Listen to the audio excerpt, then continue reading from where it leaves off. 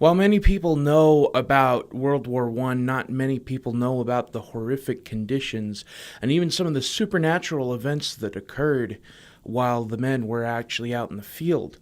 So join us today as we dive into the horrors of World War One.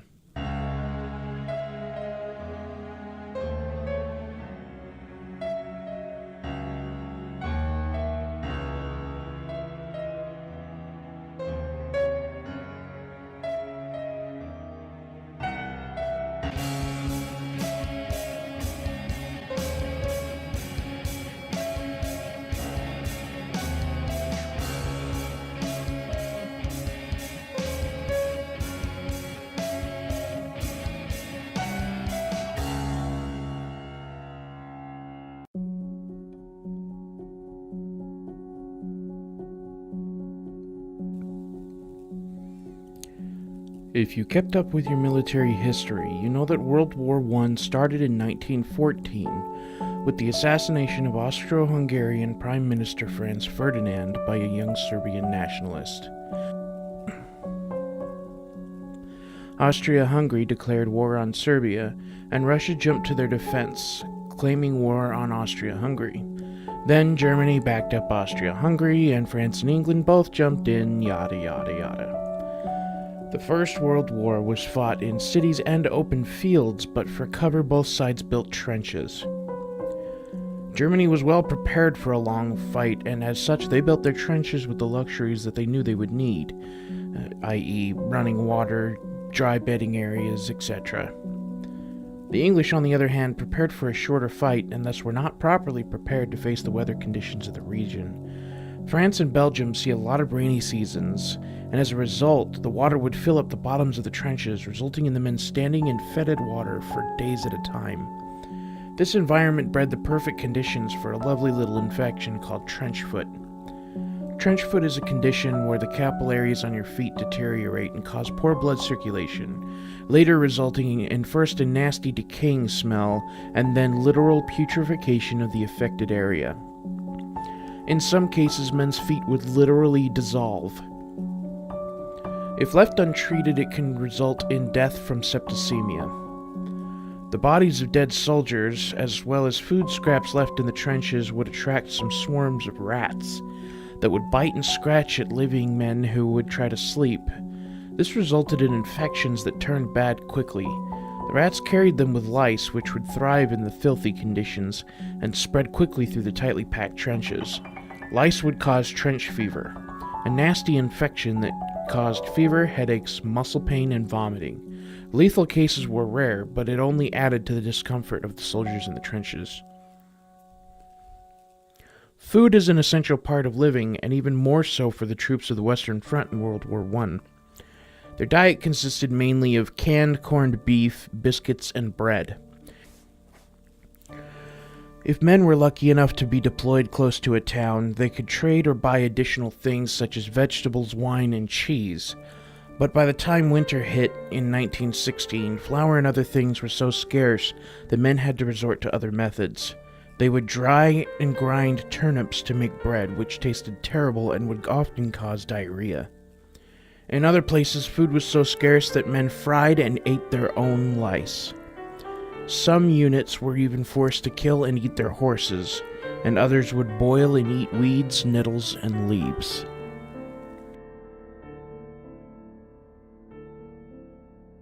As if the conditions weren't bad enough, it appears that some spooks and specters seem to have been seen on the battlefield as well.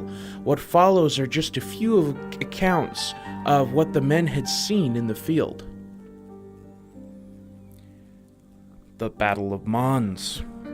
By far one of the more widely circulated and well-known purported strange occurrences of World War I supposedly happened during the bloody Battle of Mons in Belgium in 1914, in which the British Expeditionary Force met the advancing German First Army in a ferocious battle on the French border, at first managing to drive the enemy back somewhat, but ultimately suffering heavy casualties at the hands of the well-trained, well-equipped, and more numerous enemy forces.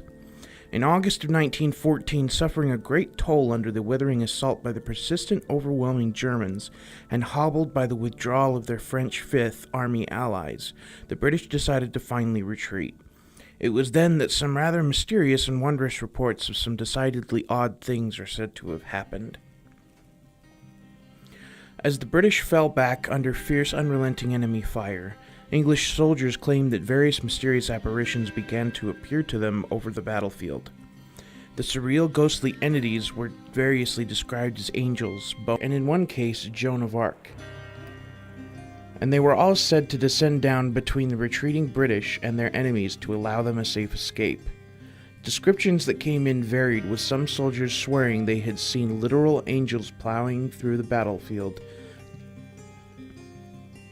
and others saying that they had been mighty and colossal angelic figures that loomed over all they surveyed like mountains.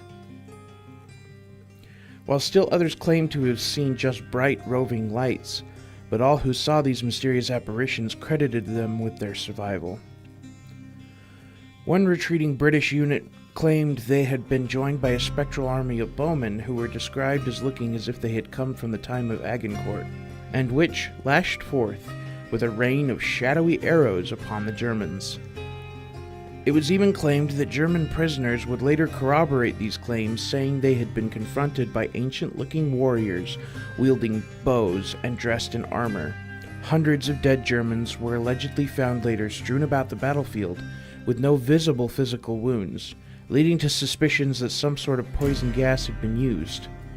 Another report told of giant winged entities that bloomed out of the smoke to frighten the Germans away as the British skittered off to safety. One report was relayed to a nurse by an injured corporal who claimed quite plainly in midair a strange light which seemed to be quite distinctly outlined and was not a reflection of the moon, nor were there any clouds. The light became brighter and I could see quite distinctly three shapes, one in the center having what looked like outspread wings. The other two were not so large, but were quite plainly distinct from the other one. They were above the German line facing us. We stood watching them for about 3/4 of an hour. All of the men with me saw them. I have a record of 15 years' good service, and I should be very sorry to make a fool of myself by telling a story merely to please anyone.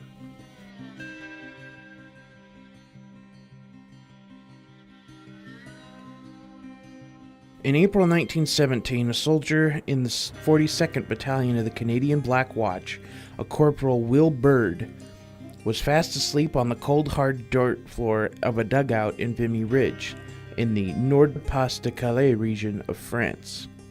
The area was the location of the 1917 Battle of Vimy Ridge, fought between Canadian and German forces. Bird woke to a pair of hands gently shaking him, which he thought at first to be those of a squad mate. But upon opening his eyes, he was instead greeted by the visage of his brother Steve, who had died while serving in the Canadian Expeditionary Force in France in a battle a couple of years earlier. The dead brother allegedly beckoned Will to follow him, which he did. He followed the ghostly apparition over the scorched, bombed-out moonscape of the no man's land until they reached the husk of a destroyed building on the fringes of the battlefield. At this point, the dead brother Steve took a long, thoughtful look at Will and then vanished into thin air. Scared, puzzled, and exhausted, Will did not have the inclination to make his way all the way back to his own dugout, but instead slept there in the ruins. When he awoke a few hours later, he reportedly started his journey back to his group, but when he arrived, he found a bombed-out shell where the dugout had been, and body parts strewn all about by the men who had been dismembered beyond all recognition. No one had survived except Will, because he hadn't been there. Led off into the dark gloom away from danger by his dead brother, Bird would later on in life write a book about the experience called Ghosts Have Warm Hands. That's all we have for today's episode. If you liked it, subscribe for more. And if you have something that you'd like to see, comment it in the section below, and while you're down there, let us know. What do you fear?